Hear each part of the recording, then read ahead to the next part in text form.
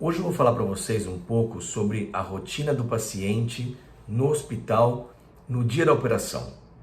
Então, desde a admissão, a chegada no hospital, a ida para o centro cirúrgico, o preparo e a ida para o centro cirúrgico, a operação em si, o pós-operatório imediato na recuperação pós-anestésica e aí o retorno para o quarto. Eu sou o Dr. Alberto Gottfried, médico ortopedista, especialista em cirurgia de coluna. O assunto de hoje é relacionado à dúvida que os pacientes têm de como será, a permanência dele no hospital no período que a gente chama de perioperatório, ou seja, em volta da cirurgia. Então, tudo que está relacionado com aquelas horas que antecedem a operação, o tempo da cirurgia em si e também as horas que seguem, que são seguidas do procedimento cirúrgico. Muito bem, então hoje a gente vai falar aqui principalmente de cirurgias agendadas, cirurgias eletivas, só fazendo um parênteses aqui, que as cirurgias podem ser eletivas, que são cirurgias que podem esperar um melhor momento para a sua realização. Então, cirurgias que você combina com o seu médico a data que vai ser feita, ou cirurgias de urgência, onde existe uma condição que ameace a vida, e aí, em geral, não se programa nada, são casos que são operados a qualquer momento, tá?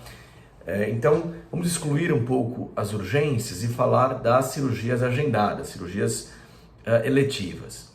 Então, você marcou a sua cirurgia com o seu médico, você tem data e horário para que isso aconteça, você já fez os seus exames pré-operatórios, você teve uma liberação cardiológica, você se programou, fez a sua mala, pediu férias do trabalho e você está pronto para operar naquela data combinada. Então, como é que funciona?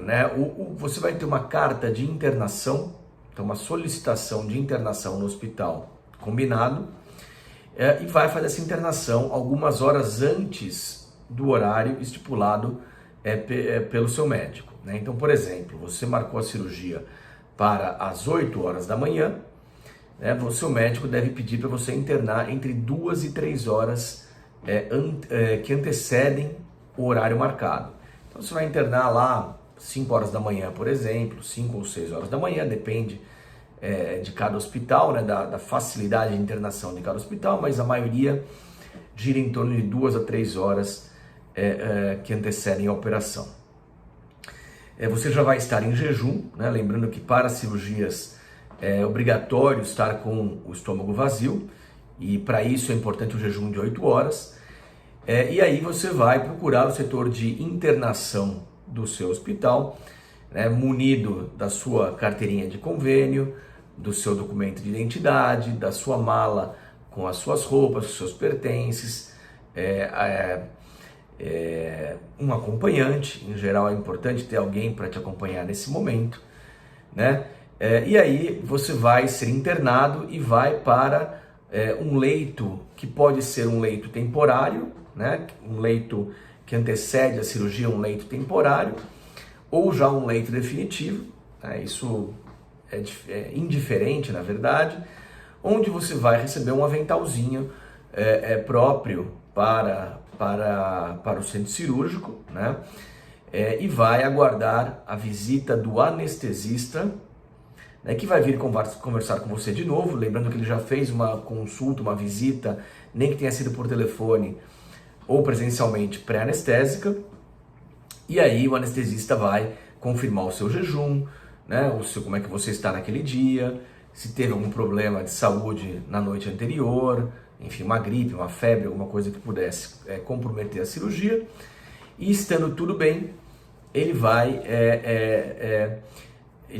tirar alguns termos para você assinar, isso é praxe, são termos de consentimento, que você sabe da cirurgia que vai ser feita, o nome da operação, quais são os riscos, quais são os benefícios da cirurgia, então esse termo pode ser aplicado pelo anestesista e pelo cirurgião, em alguns lugares só pelo anestesista, isso é rotina, tá bom?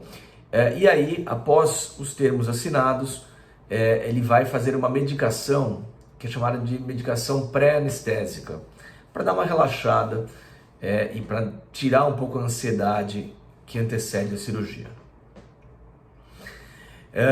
Geralmente o médico passa também nesse momento, né, para confirmar se existe alguma dúvida, confirmar a cirurgia que vai ser feita, tirar eventuais dúvidas, e aí você vai descansar, né, por uma horinha, 1h30, até que você seja chamado para o centro cirúrgico, tá? No centro cirúrgico, aí só pode você, né, o acompanhante não pode ir para o centro cirúrgico. E aí, no centro cirúrgico acontece a cirurgia de fato, né? A cirurgia, você é anestesiado ou sedado, depende do tipo de cirurgia, tem todo o procedimento cirúrgico. E aí, nesse momento, o anestesista, ele conversa com a sua família por telefone, vai informando os passos da cirurgia e até que o procedimento cirúrgico termina. Tá? Terminado o procedimento cirúrgico, você vai acordar da anestesia ainda na sala cirúrgica, tá? Ainda na sala cirúrgica. Isso demora mais ou menos uns 40 minutos, meia hora, 40 minutos. E uma vez que você acordou da cirurgia, você vai para a sala de recuperação pós-anestésica, ou a chamada RPA. Tá? Nessa RPA, todo mundo já acordou da anestesia, são vários pacientes aí, são boxes separados, e você fica nessa sala de recuperação pós-cirúrgica até o efeito da anestesia passar. Então, nesse momento, o anestesista está cuidando de você, né? Ele fica na sala ou pela região até você ficar bem acordado. Isso, em geral, leva 1h30, né? Até que passe o efeito da anestesia, e aí você pode ser encaminhado novamente para o seu quarto.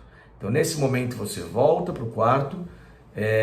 Em geral, na grande maioria dos casos, pelo menos nas cirurgias de coluna, você já volta com a dieta liberada, ou seja, voltando para o quarto, está autorizado a tomar líquidos, comer, né, dentro da dieta que o seu médico preconizar, e aí já fica na companhia de novo do seu acompanhante, né? Por isso a importância de ter alguém nesse momento perto de você.